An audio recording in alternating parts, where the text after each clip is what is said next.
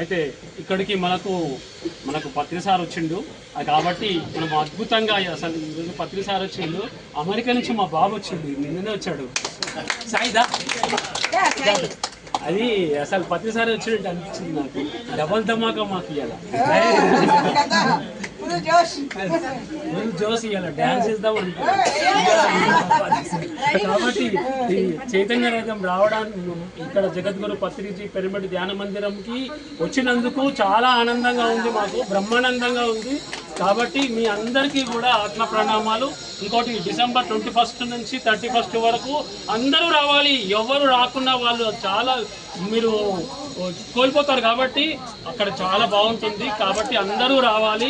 మరి ఇక్కడికి ఎంతమంది అయితే వచ్చారో మరి ఈ అంబర్పేట నుంచి చుట్టుపక్కల ఊర్లో నుంచి అందరూ రావాలి, అందరూ రావాలి. జై పత్రిజీ.